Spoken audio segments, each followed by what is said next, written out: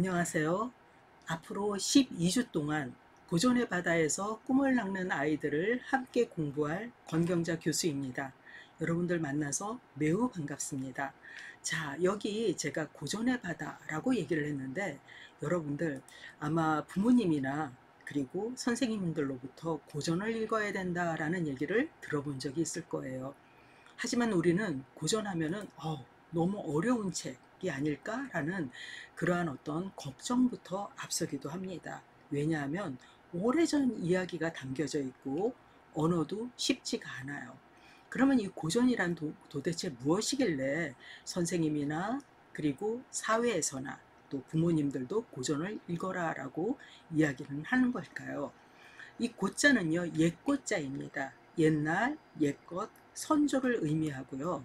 그리고 전자는 법전자로서 어떤 준칙이라든가 인간이 지켜야 될 도리를 의미합니다. 즉, 고전이라는 것은 오래전 인류가 쌓아놓은 그리고 축적해놓은 그런 어떤 삶의 지혜, 이것을 우리에게 알려주는 책이라고 할 수가 있습니다. 그래서 고전을 인간의 인간에 의한 인간에 관한 책이다라고 이야기를 하고 있는데요. 여기에는 수많은 사람들의 그러한 어떤 삶의 자취가 담겨져 있어요. 그래서 오랫동안 많은 사람들이 어떤 모범이 될 만한 그러한 삶의 지혜가 담겨져 있기 때문에 우리가 어떤 어려움에 부닥칠 때 이 고전을 통해서 그 길을 헤쳐나갈 수 있기 때문에 고전을 읽어야 된다라고 고전을 강조하고 있죠. 특히 오늘날처럼 AI 시대에는 더더욱 고전이 중요합니다. 그렇기 때문에 이 고전을 통해서 여러분들이 정말 어떤 지혜를 깨우친다면은 여러분들에게는 남들이 갖지 못한 그러한 어떤 삶의 무기 하나를 더 장착했다라고 얘기할 수 있지 않을까 싶어요. 여러분들 혹시 니체라고 하는 철학자의 이름을 들어본 적이 있나요? 예, 니체는 고전을 이렇게 얘기합니다. 우리는 거인의 어깨 위에 올라선 난장이. 자, 여기에서 고전은 바로 거인이에요. 거인은 보통 사람보다 키가 매우 큰 사람을 우리는 거인이다라고 얘기를 합니다.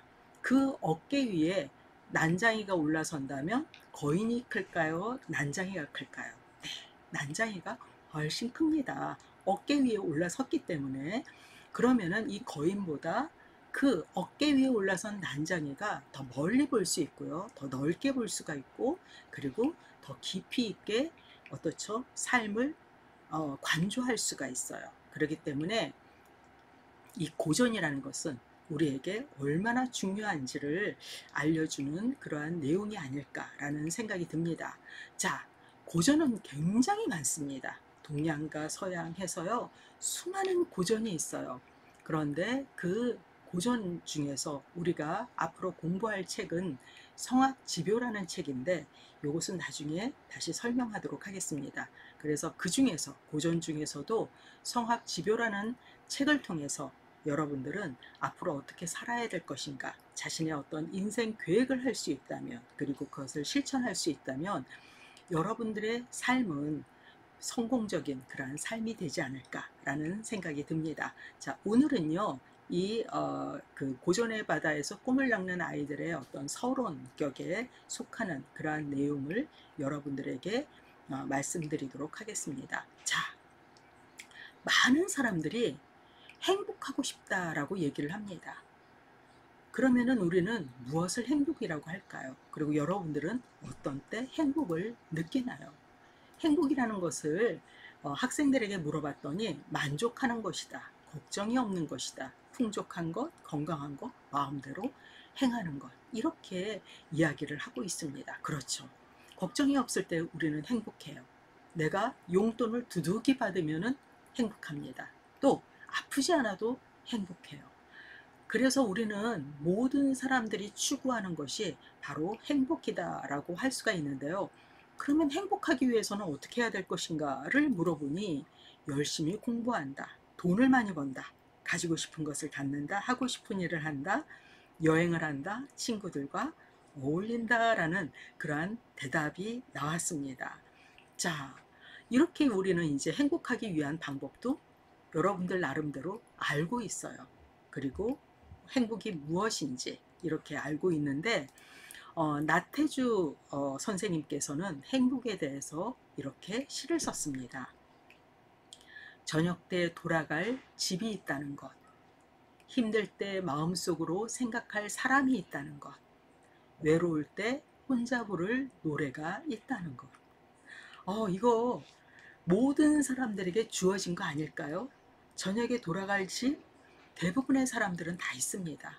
그리고 힘들 때 뭐 부모님을 떠올리는 사람도 있고 할머니나 할아버지를 혹은 친구를 떠올리는 그러한 사람들도 있어요. 그리고 외로울 때 우리는 노래 부를 수가 있죠. 이렇게 정말 소중하지만 우리가 별로 그렇게 가치 있다라고 생각하지 않는 것, 이것이야말로 행복이다라고 나태주 선생님은 글을 썼습니다. 자, 그런데 각 나라 청소년들의 주관적 행복도를 한번 살펴보았습니다. 우리나라 학생들은 얼마만큼 자신이 행복하다고 생각하는지 그것을 알아보기 위해서 다른 나라 학생들에 대해서도 한번 살펴보았는데요. 네덜란드 학생들이 가장 만족도가 높네요. 8.3. 그리고 덴마크, 핀란드, 스웨덴 쭉 내려오다가 대한민국은 6.0이었습니다. 자, 네덜란드 학생들보다 좀 많이 떨어지죠. 그래서 우리나라 학생들의 만족도가 그 어떤 주관적 만족도가 낮다라고 얘기를 하는데 이것은 아마도 너무 어린 시절부터 시험에 치여서 살아서 그런 게 아닐까. 그 다음에 대학에 대한 어떤 부담 이러한 것 때문에 그런 게 아닐까라는 생각이 들면서 조금은 마음이 아팠습니다. 자, 그렇다면은 우리는 언제 행복할까? 이것은 우리나라에서 조사한 거예요. 보건복지부에서 2019년도에 조사를 해봤습니다. 그랬더니 어른과 아이들이 달랐어요. 어른들은 만족할 때, 그리고 로또 1등에 당첨되었을 때, 병에서 완치되었을 때, 아기가 태어났을 때, 즉 여러분들이 태어났을 때, 그리고 집을 샀을 때 너무나 만족하다라고 얘기를 했고요. 아이들은 기분 좋을 때, 부모님이 안아줄 때, 놀 때와 쉴 때, 가족이 함께 할 때, 상 받았을 때, 성적이 올랐을 때, 친구가 손잡아줄 때, 맛있는 음식을 먹을 때 이렇게 대답을 했습니다. 조금 만족하는 그 부분이 다르긴 하지만은 다들 내 마음이 풍요로워질 때 만족하는 게 아닐까라는 생각이 들었습니다. 자, 그렇다면은 행복할 때 어떠한 행동을 하는가, 무엇을 하는가, 이걸 봤더니 이런 대답들이 나왔습니다. 노래를 한다. 나는 행복할 때 노래해. 그리고 친구랑 통화를 한다. 아니면 쇼핑을 한다. 춤을 춘다. 이렇게 대답을 했지만 공통적인 것은 바로 뭐냐면은 웃는다였습니다. 여기 있는 사람들도 다들 활짝 웃고 있죠. 웃는다였어요. 자, 웃는 것. 우리가 가만히 보면 애기들은 정말 많이 웃습니다. 정말 아주 그냥 앞에서 깍꿍만 해도 크르르 웃어요. 근데 점점 나이가 들수록 웃는 빈도가 낮아집니다. 그리고 정말 나이 든 어른들은 잘 웃지를 않아요. 오히려 찡그리거나 화내거나 이런 경우가 다 많죠. 그런데 이 웃는다라는 것은 우리에게 굉장히 긍정적인 힘을 줍니다. 웃음 치료라는 게 있는데요. 이 웃으면은 이 면역력이 증강되어서 웃는 것으로 인해서 어떤 병을 치료를 할 수 있다. 그래서 웃음 치료라는 것이 있는데 이 웃게 되면은 우리가 행복 호르몬이 막 분비된다고 그러죠. 행복 호르몬은 여러분들 아마 많이 들어보셨을 겁니다. 뭐 도파민이라든가 세로토닌, 그리고 엔돌핀, 옥시토신 이러한 것을 행복 호르몬이라고 그러는데 이런 것을 때문에 바로 행복하기 때문에 웃는 것이 아니라 웃으면서 행복하게 된다라는 말까지 있습니다. 그렇기 때문에 여러분들이 행복하기 위해서라도 좀 많이 웃어줬으면 좋겠어요. 그러면은 그 웃음 때문에 나에게 행복이 돌아오고 그리고 그것으로 말미암아 주변에 있는 사람들도 함께 행복하고 그래서 모두가 행복한 그러한 세상이 되지 않을까 싶어요. 자, 이렇게 행복에 대한 얘기를 계속했는데 왜 이런 얘기를 했을까? 바로 우리는 행복하기 위해서 공부도 하고 행복하기 위해서 어떻죠? 무엇이든지 노력하고 열심히 하고, 그리고 어른들은 돈을 벌고 그렇게 합니다. 그래서 행복이라는 것 가치는 매우 소중해요. 아리스토텔레스라고 하는 어, 고대 그리스 학자는 행복에 대해서 이렇게 얘기를 합니다. 행복이란 삶의 의미이자 목적이요, 인간 존재의 총체적 목표이자 끝이다 라고 얘기를 합니다. 즉 우리는 행복이 삶의 의미라는 거예요.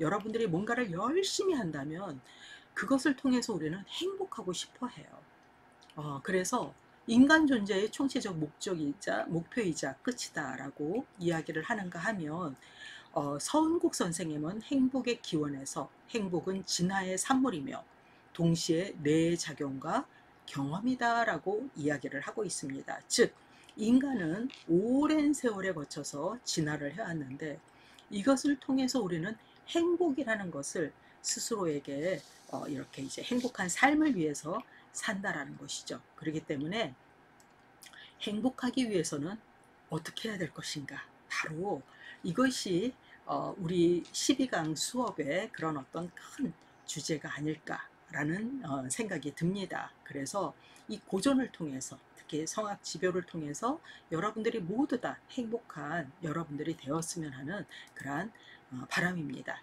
인간은 누구나 행복하고자 하고요. 나도 그렇고 너도 그렇고 모두가 마찬가지입니다. 자, 그렇다면은 행복하기 위해서 우리는 어떻게 해야 될 것인가? 제일 먼저 하는 방법은 바로 자신을 사랑하는 것입니다.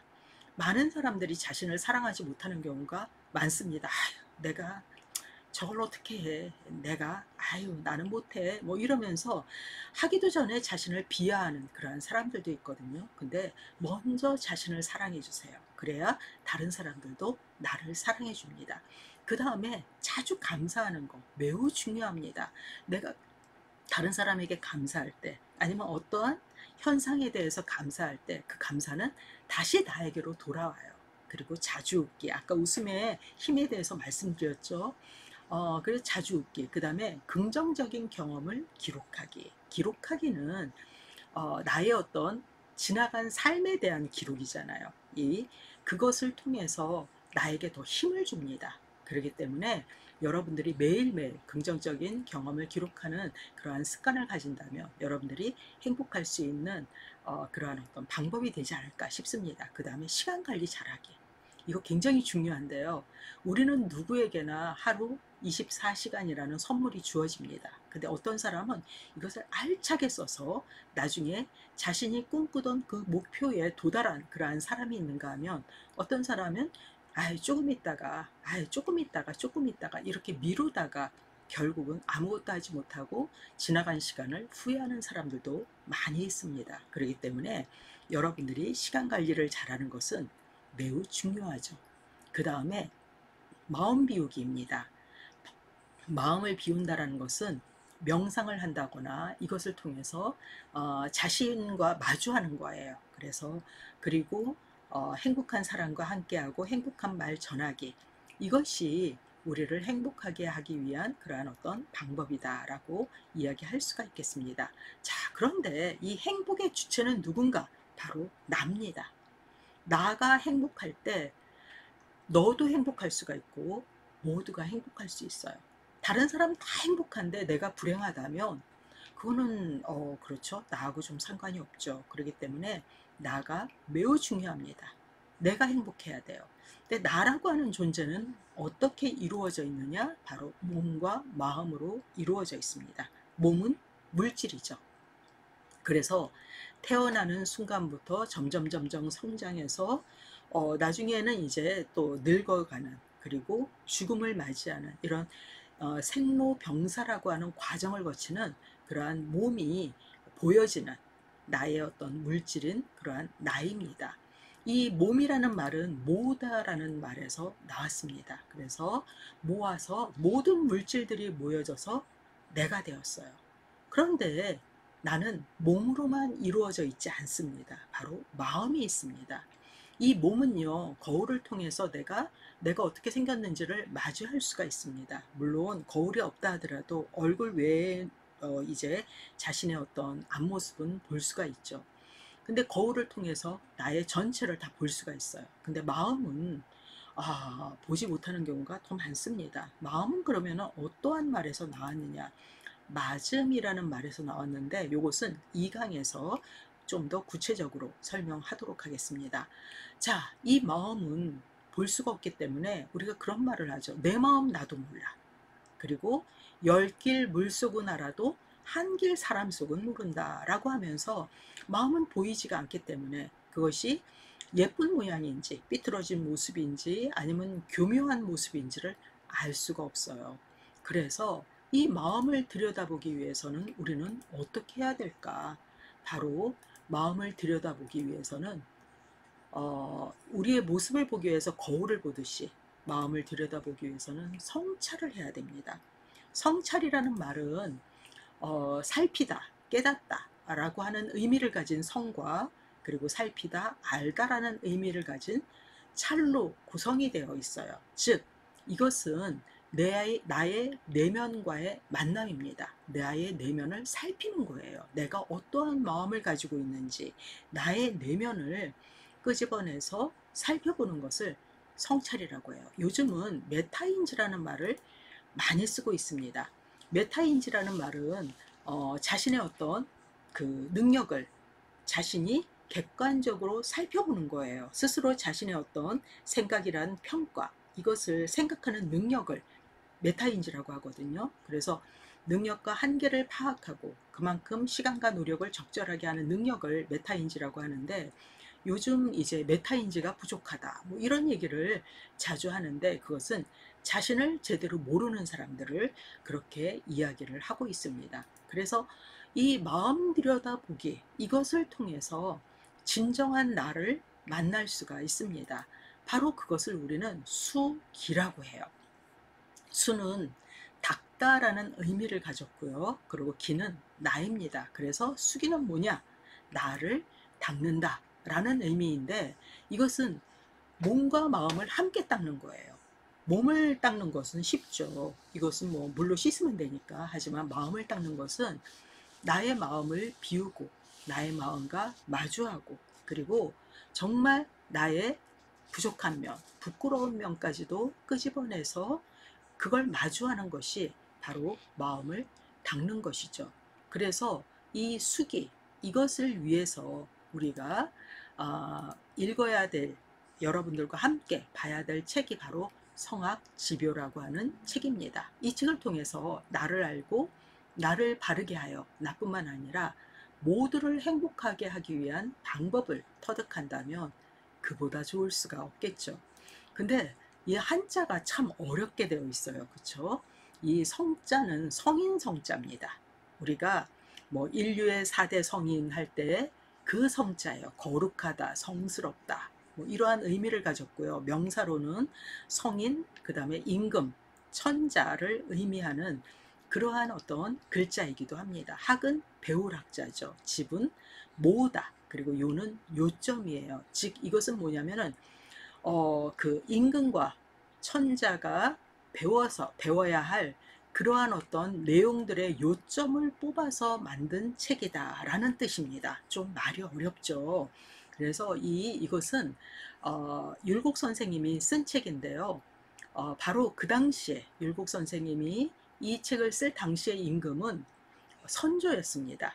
선조 임금 하면은 여러분들이 임진왜란으로 많이 알고 있는 그러한 왕이에요.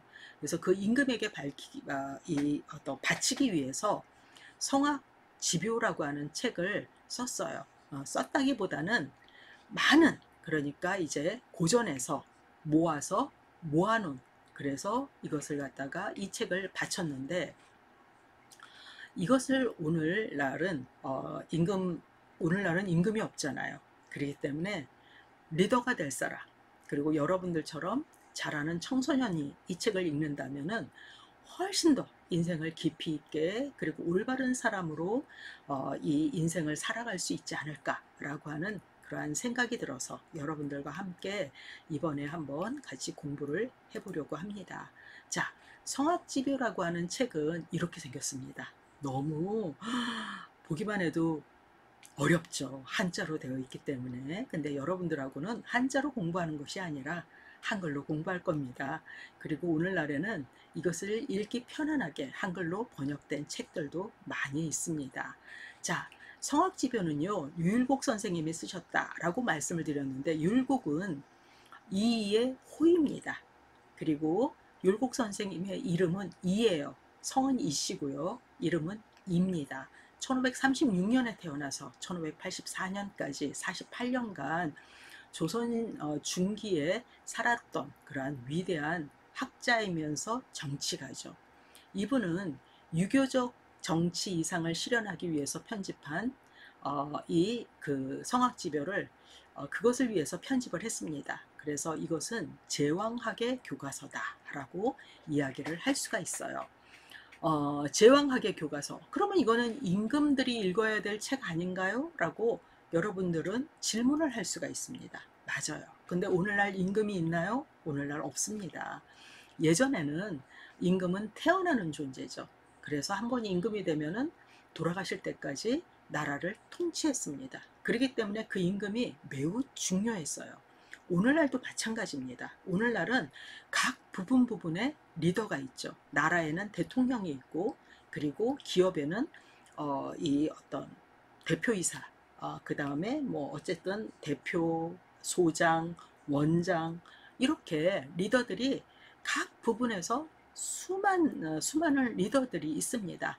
여러분들도 마찬가지예요. 학교에서 반장인 친구도 있을 것이고, 아니면 또 어떤 팀장인 그러한 학생들도 있을 것입니다. 여러분들이 만약에 조별 발표를 한다 그러면 거기에 또 조장, 이러한 사람들도 다 리더예요. 그렇기 때문에 오늘날은 누구나 리더가 될 수 있는 그러한 세상입니다. 그렇기 때문에 리더는 어떠한 존재가 돼야 되느냐, 이것이 이 성악지교라는 책에 정말 잘 나와 있어요. 그리고 여기에서 강조하는 것은 조금 아까 우리가 나를 닦는다라는 의미의 숙이라고 하는 글자를 보았죠. 예, 맞아요. 먼저 나를 닦아야 돼. 그럴 때 다른 사람들을 제대로 다스릴 수가 있어. 다 살릴 수가 있어. 변화시킬 수가 있어. 이것을 강조한 그러한 교과서가 바로 성악지교입니다. 그래서 숙이치, 이것은 옛날부터 굉장히 리더들에게 요구되는 그러한 그 덕목인데요. 나를 닦아서 다른 사람들을 다스린다, 다 살린다, 이러한 의미라고 보시면 되겠습니다. 그래서 임금뿐만 아니라 범부, 모든 사람들에 이르기까지 마음의 총명을 밝혀주는 등불의 역할을 이 책은 하고 있습니다. 아까도 말씀드렸지만 성악지변은 율곡이 직접 다 쓴 게 아니라 고전에서 뽑아서 만들었다고 그랬어요. 이 고전은 사서 육경에서 뽑아서 만들었는데, 사서 육경은 어떤 책이냐면은 논어 맹자 대학 중용, 아마 여기까지는 들어본 학생들도 있을 겁니다. 그 다음에 서경, 시경, 역경, 예기, 악기, 춘추라고 하는 책에서 뽑아서 그렇게 만든 책이 바로 성악지묘입니다. 자, 성악지묘는요, 이렇게 구성이 되어 있습니다. 1편부터 5편까지 이렇게 이루어져 있는데요. 1편은 통솔이라고 해서 성악지묘를 개괄한 그러한 내용이에요. 그리고 2편은 수기입니다. 나를 닦다. 그리고 3편은 정가, 집안을 바르게 하다 라는 뜻이고요. 4편은 위정, 정치를 행하다. 그리고 5편은 성현도통이라고 해서 도를 정하는 도를 전하는 성현의 계통을 이야기하고 있습니다. 이렇게 이제 5편으로 구성되어 있는데, 우리가 이 많은 내용을 12강을 통해서 다 배울 수는 없습니다. 그리고 우리는 아직 어리기 때문에 여러분들이 공부할 내용은 바로 통솔과 수기, 이 두 가지예요. 이것도 사실 많기 때문에 필요한 부분, 필요하지 않은 부분은 없지만 그래도 이렇게 좀 추려서 그렇게 12강으로 구성을 해 보았습니다. 자, 그렇다면 이 책을 쓴 율곡 선생님에 대해서도 우리가 알아봐야 되겠죠. 이 사진은 이 영정이라고 하는데요. 이것은 김은호 선생님이 그린 영정입니다. 지금 현재 강릉 오죽헌, 그러니까 율곡 선생님의 그 외갓집에 걸려 있는 그러한 사진이기도 합니다. 율곡 선생님은 여러분들이 잘 알고 있다시피 5,000원권의 모델이기도 합니다. 그리고 율곡 선생님의 어머니인 신사임당, 사임당 신씨, 사임당 신인선 여사는 5만 원권의 모델이기도 하죠. 아마 전 세계에서 이렇게 모자가 함께 이 집회의 모델이 된 그러한 경우는 이 율곡 선생님과 신사임당이 최초가 아닐까라는 그러한 생각이 듭니다. 자, 율곡 선생님은요, 조선 중기의 학자이면서 문신 그리고 정치가입니다. 율곡 선생님은 아주 천재인데요. 7살 때 시를 지었다고 그래요. 요즘 뭐 5살만 돼도 글씨를 읽는 친구들도 많이 있고 그렇기는 하는데, 여기에서 시를 지었다라고 하는 것은 한시를 지었다는 말입니다. 그러니 얼마나 뛰어난지 알 수가 있죠. 그리고 9번이나 장원을 했다고 합니다. 우리가 학교 수업에서도 교실에서도 1등하기 쉽지 않아요. 그런데 이 어떤 진사시험, 그 다음에 과거시험, 이러한 곳에서 9번이나 1등을 했다라는 거예요. 얼마나 뛰어난지 알 수가 있죠. 그렇다면 율곡 선생님은 어떻게 공부를 했을까? 일목십행의 독서법이라고 얘기를 하고 있습니다. 율곡 선생님의 독서법이, 이건 뭐냐면요, 한눈에 10줄을 본다라는 얘기예요. 한눈에 한꺼번에 10줄의 글을 그냥 읽어요. 이것은 아마 그 당시에는 이제 한자로 이렇게 세로로 책을 썼기 때문에 한 페이지를 한눈에 그냥 쫙 보고 알았다라는 얘기죠. 그냥 얼마나 뛰어난지 계속 감탄할 수밖에 없는데, 그렇게 뛰어난 천재이기도 하지만은, 보통 천재들이 다른 사람의 아픔이라든가 아니면 다른 사람들의 어려움, 이해 못함, 이런 것을 이해하기가 참 어려워해요. 그런데 율곡 선생님은 놀랍게도 백성들의 아픔과 괴로움, 이것까지도 다 자신이 공감을 합니다. 그래서 그것 때문에 어떻게 하면 백성들이 정말 힘들지 않게 그러한 어떤 삶을 살 수 있을까, 여기에 대해서 매우 고민하고 아파하고, 그리고 그것을 위해서 이 어떤 왕이 제대로 된 통치를 해야 된다, 그러한 생각을 하고 성악지묘를 지었다라고 말씀을 드릴 수가 있습니다. 그러니까 율곡 선생님은 IQ와 EQ가 모두 뛰어난 그러한 존재라고 할 수가 있겠죠. 율곡 선생님은 이렇게 얘기를 합니다. 돈은 높고 멀리 있는 것이 아니라 일상생활 속에 있다라고 얘기를 해요. 우리는 보통 도하게 되면 그거 어려워, 힘들어, 이렇게 이제 생각하는 경우가 참 많은데, 일상생활 속에 우리가 밥 먹고 잠자고 친구랑 같이 함께하고, 이러한 모든 속에 올바른 준칙은 들어있다라고 이야기를 하고 있습니다. 또 이분은 율곡 선생님은 미래를 예견하는 안목도 있었어요. 그래서 미래를 예견해서 10만 양명설, 이건 뭐냐면은요, 10만 명의 군대를 만들어야 된다라는 얘기를 하고 있습니다.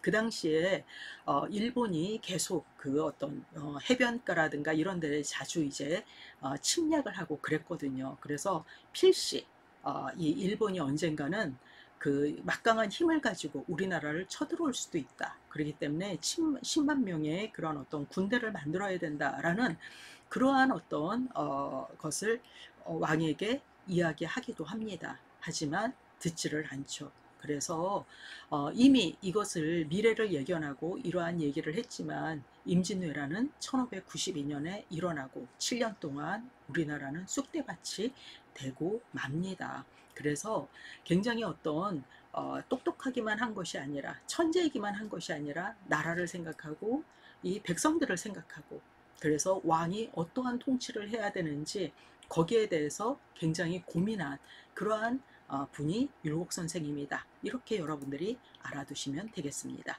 자, 이 수업을 마치면서 여러분들이 이러한 것을 생각을 해봤으면 좋겠어요. 나는 행복한지, 언제 행복한지, 그리고 계속 행복하기 위해서 무엇을 해야 하는지, 행복한 삶을 위한 구체적인 계획을 여러분들이 지금 세워본다면 우리가 12회 그 수업을 들으면서 여러분들이 정말 행복을 향해서 한 발 한 발 걸어 나갈 뿐만 아니라 여러분들의 모습이 강의를 듣기 전보다 훨씬 더 성장해 있지 않을까라는 그러한 생각이 듭니다. 예, 오늘 수업은 여기서 마치고요. 다음 주부터는 구체적인 내용으로 여러분들과 함께 하도록 하겠습니다. 감사합니다.